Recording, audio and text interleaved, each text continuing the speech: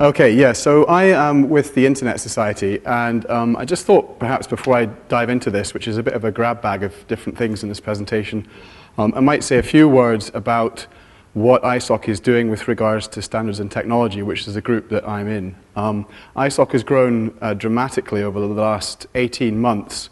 We now have a staff of over 40, whereas I think a couple of years ago we were about a dozen. And in the standards and technology space, we're really sort of facing two ways. One's towards the technical community, so i.e. you guys, to trying to do a number of things, push things forward, for example, IPv6 or DNSSEC deployment, to track developments and also to develop our technology message based on interaction with the experts in the field. And then on the other side, to provide technical input to ISOC's wider activities, which include education, communications, and public policy. So, I mean, there's a lot of detail behind that, but that's the kind of high level when you start to wonder, well, what are ISOC doing now? Why haven't I heard of this before? It's because we're spinning up, to a large extent, a new part of the organization, and hopefully, in the months and years to come, we'll make more of an impact. So what I've got here is just a few slides on some of the things that we've been doing recently and some of the observations we've been making about some of the topics you've already heard about today. So the first thing I'd like to talk about is an IPv6 organization member study we've been doing, then some observations on IPv4 Runout, and then an area which I think is going to become increasingly important both for network operators and content providers, and possibly even end users, which is the impacts of shared addressing mechanisms. So on the first of those, the IPv6 organization member study, ISOC has about 90 organization members. So these are organizations, large and small, a very diverse community that support ISOC and give us a resource to call upon to get information about the network and the impact that it's having on them. They come from a huge range of regions in the world, different types of organizations, different types of networks that they operate, fixed, mobile, etc. And during the late summer last year, we canvassed our organizational members for information about their experiences actually deploying IPv6 on their operational network. And we are about to publish the results in detail at the URL listed on the slide, but I'll just pick out some of the highlights for you now. So the respondents vary in the size of the IPv4 allocation that they have today from a handful of addresses to a /8. And most of them reported allocation utilization of around 80%. Interestingly, the predominant response to the question about, well, what do you do when you can't get any more address space, wasn't, we'll deploy IPv6, but it was, we'll use more NAT. And the predominant response to the question about the advantage of IPv6 is, of course, that it has more addresses. So there's a bit of, well, there's something going on there. I mean, but, clearly people don't feel that IPv6, despite the fact that it offers them more addresses, is a solution to their looming address shortage problem in the short term. And when asked whether the organization would be willing to return any of its current v4 allocation, almost everybody said no. So that also has interesting implications for the address transfers policy and the likelihood of that having any impact on anything. The response to questions about specific business drivers were quite vague, but two high runners were IPv6 deployment was needed on their internal networks for product development, and a secondary reason was customer demand. When asked if they would offer any specific advice for others interested in deploying IPv6, they highlighted the need to start now and the lack of skills and experience in working with IPv6. Aaron conducted another study into their membership and experience with IPv6, so I guess if you're interested in this, it would be worth searching out the results of that study, which I think was run by CAIDA. So if you search on the CAIDA website or perhaps the Aaron website, you'll find the results of their study as well, some of which chimes in with the observations that we found. So the second topic was some observations on IPv4 runout. So Nigel's presented you the kind of state of the policy in the RIPE region. We've been kind of observing what's been going on in the various RIRs with regards to this, and have come to a number of conclusions. We think that, because transfers will occur, that they should be registered. And that's really because that's the only way to preserve the integrity of the routing infrastructure.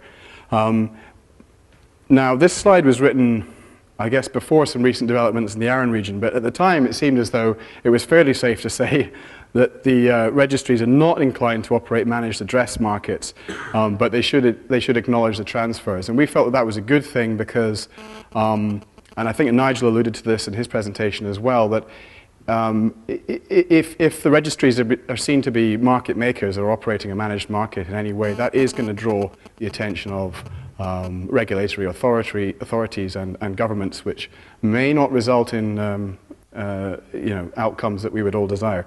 So registries, at least from our perspective, are encouraged not to play that game. And I suppose if you're feeling very optimistic, extending the availability of v4 addresses through transfers could bridge to deployment of IPv6. So on the subject of the importance of registration, it's required to preserve the integrity of the routing infrastructure, which depends on who can inject routes into the global routing table. There are ongoing problems, as I'm sure most of you are aware, with illegitimate routes being injected into the global routing infrastructure. And we were laughing at our table about, there was, I think at one point, a pig flying past the window when the subject of routing protocol security was raised. But the problem here is that if these issues aren't addressed and problems, like large corporate networks, large commercial content providers going offline for longer or shorter periods of time because of somebody either deliberately or accidentally screwing up their announcements, that over time that is going to result in increasing pressure for regulation of the internet. And so I think it is very much in our interests to deploy technologies like RPKI as they mature and as they become feasible. So it's certainly, I don't underestimate the challenge that will involve, but or that presents us with. But I think it's it's pain that we need to endure to avoid even greater pain. And yeah, so we can't envisage any other way to solve this problem without knowing the current legitimate holder of address prefixes. And Curtis mentioned the CIDR working group, which is doing some of the work in this space in the IETF. So my final subject, this slide got a bit munged, unfortunately, in the conversion from PowerPoint to PDF, but I hope what I say at least will help to make it clear. The final topic I want to mention here is that of shared addressing. So by way of introduction to this, I would say, you can be kind of a non-believer about IPv6 if you want. That's up to you. But if anybody in this room thinks that IPv4 addresses aren't going to run out within the next sort of 2, 3, maybe 4 years, then you are delusional.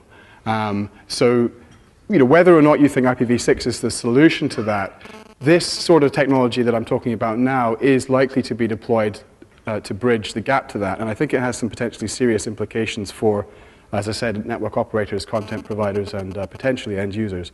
So shared addressing models today, end users get a public address and then share that within their home networks using a NAT box at the edge.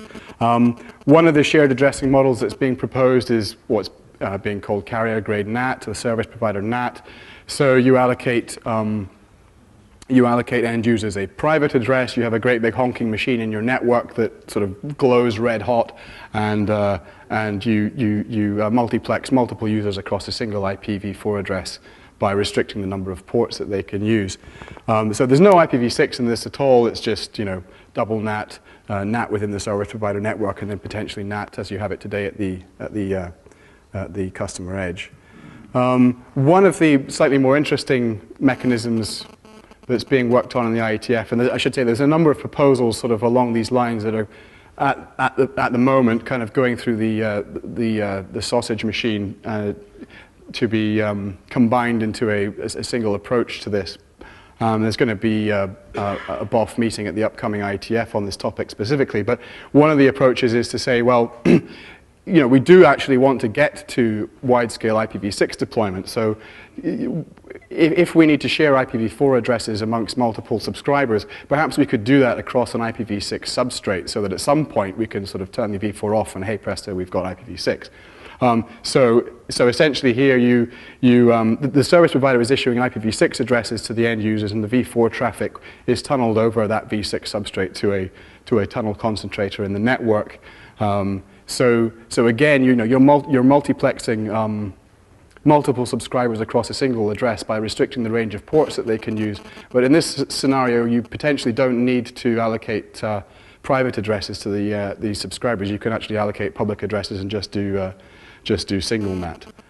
So this is a more attractive approach, both from the perspective of ensuring that control over what happens to the communications end-to-end is closer to the edge of the network. And it also involves a little bit of IPv6, so that's a good thing.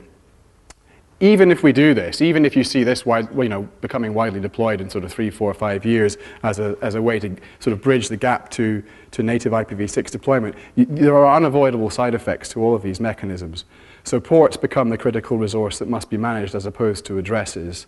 And how do you know a priori how many ports end user wants or needs? There's been some research done into this, and yeah, sure, probably most end users only need maybe a few hundreds of ports, but the distribution is very, very long-tailed, so that there are a small number of end users who use tens of thousands of ports. Now, maybe you don't want those end users on your network, but it might be nice to know what the impact of some of these things is before you deploy them. Obviously, connections to well-known port numbers become problematical. If you've got say six subscribers today that all want to operate websites on port 80, well, they aren't going to be able to do that if they're all sharing a single public address in future. Universal plug and play doesn't really hold up in this scheme.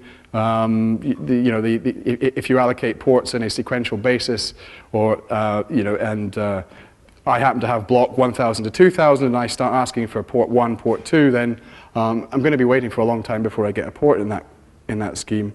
And of course, subscriber identification semantics are going to change as well. And I think this is where it starts to impact the content providers, because if you've got penalty boxes based on an IP, indexed by IP address, you see some. I have got a phone on me. I will give it to you and trust you not to throw it away.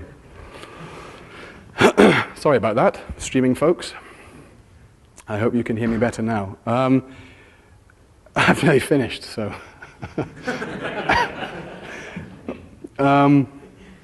Yeah, so if you have a penalty box, for example, indexed by IP address, and all of a sudden, a single IP address is 10, 15, 20 different subscribers, that's not going to work.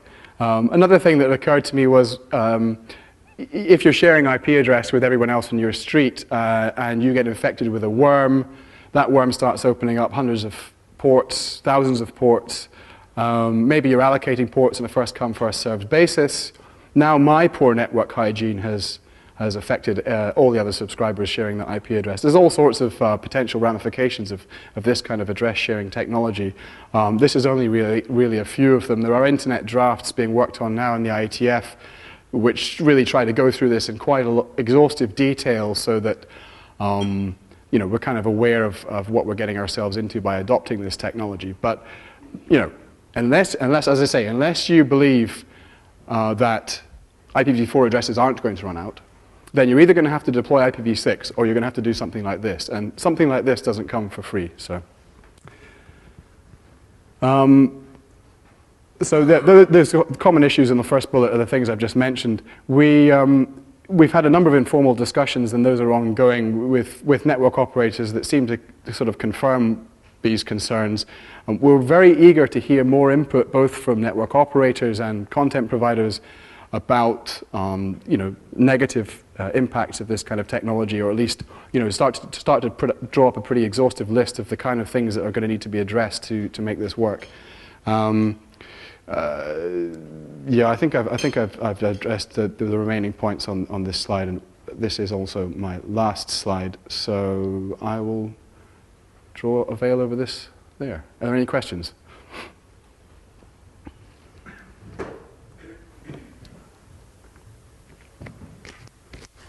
Hi, Matt. Hi, Marty. Martin Hannigan from Vernon.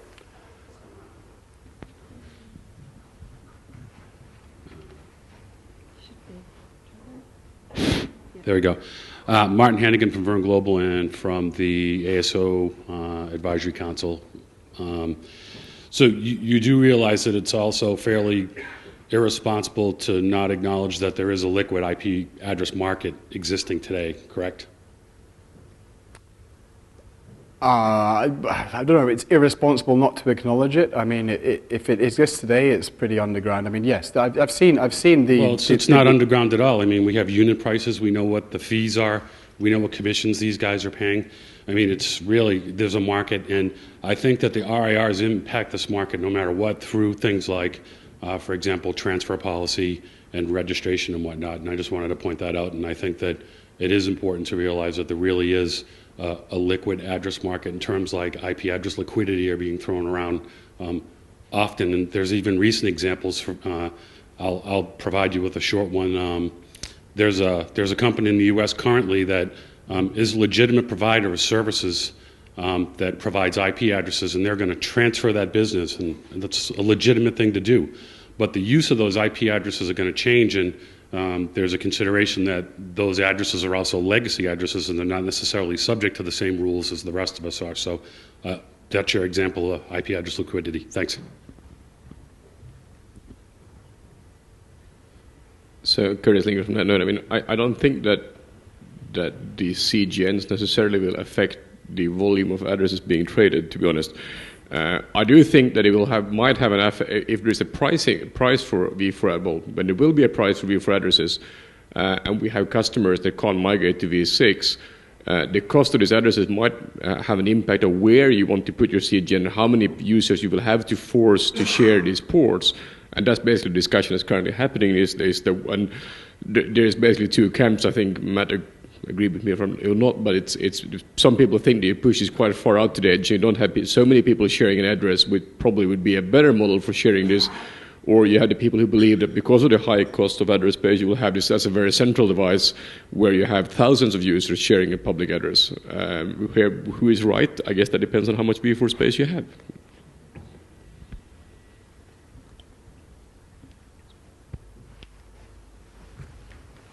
Okay. Right, thanks. Thank you, Matt. Apologies